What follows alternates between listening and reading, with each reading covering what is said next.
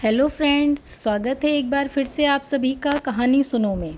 Friends, कहानी सुनो में आज आपके लिए लेकर आई हूँ एक बहुत ही शानदार स्टोरी जो भाई बहन की कहानी है। तकरीबन 10 साल का एक गरीब लड़का अपनी 6 साल की बहन के साथ एक दिन बाज़ार से गुजर रहा था। तभी अचानक उसे लगा कि उसकी छोटी बहन पीछे छूट गई है। वह रुका और पीछे मुड़कर देखा तो पाया कि उसकी बहन एक बड़े खिलौने की दुकान के बाहर खड़ी किसी चीज़ को बहुत गंभीरता से निहार रही है। लड़का पीछे आया और अपनी बहन से पूछा, क्या कुछ चाहिए तुम्हें? लड़की ने बड़े मासूमियत के साथ एक गुड़िया की तरफ उंगली उठाकर दिखाई।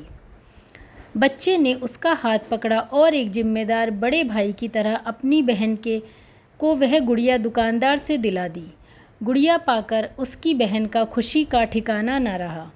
दुकानदार पूरा माजरा बड़े गौर से देख रहा था।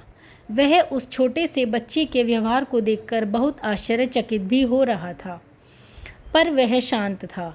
अब वह बच्चा बहन के साथ काउंटर पर आया और दुकानदार से पूछा, दादा कितनी कीमत है इस गुड़िया की? दरअसल दुकानदार एक बेहद ही शांत और आध्यात्मिक इंसान थे। उम्र के जिस दहलीज पर वह खड़े थे, उन्होंने जीवन में कई उतार चढ़ाव देखे थे। संभवतः उन्होंने बड़े प्यार और अपनत्व से बच्चे के पीठ पर हाथ फेरते हुए पूछा, बताओ बेटे, तुम क्या दे सकते हो इस खिलौने की कीमत? बच्चे ने झट से अपनी जेब से कुछ सीप निकालकर दुकानदार को दे दी, जो उसने थोड़ी देर पहले अपनी बहन के साथ समंदर के किनारे से चुनकर लाई थी। दुकानदार सारी सीपें लेकर ऐसे गिनने लगा जैसे मान लो रुपए गिन रहा हो। सारी सीपें गिनने के बाद वो बच्चे की तरफ देखने लगा तो बच्चा बोला, दादा कुछ कम है क्या? दुकानदार, नहीं नहीं बेटे, ये तो इस गुड़िया की कीमत से कहीं ज़्यादा है और जो अधिक हैं उसे मैं तुमको वापस कर देता हूँ। यह कहकर उसने 4 सीप रख ली और बाकी की सीपें बच्चे को वापस लौटा दी। बच्चे ने बड़ी खुशी से दुकानदार को शुक्रिया कहा और वो बाकी सीपें जेब में रखकर बहन को साथ लेकर वहाँ से निकल गया। पूरा माजरा उस दुकानदार का नौकर बड़े गौर से देख रहा था। उसने बड़े आश्चर्य से अपने मालिक से पूछा, मालिक, इतनी महंगी गुड़िया आपने केवल 4 मामूली सीपों के बदले दे दी? दुकानदार ने पहले बहुत लंबी सांस ली और फिर हंसते हुए बोला, हमारे लिए ये केवल सीप हैं, पर उस 10 साल के बच्चे के लिए बेहद ही मूल्यवान वस्तु है।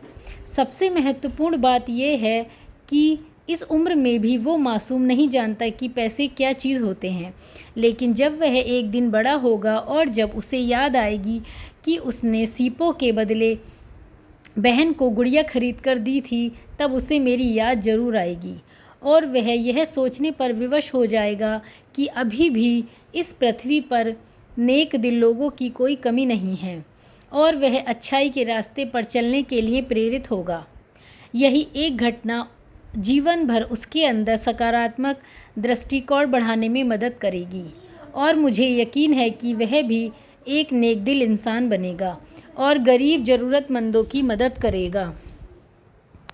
दोस्तों, आपको हमारी ये कहानी पसंद आई तो हमारी कहानी को लाइक और हमारे चैनल को सब्सक्राइब करना नहीं भूलिए और हमारे साथ जुड़े रहिए। धन्यवाद।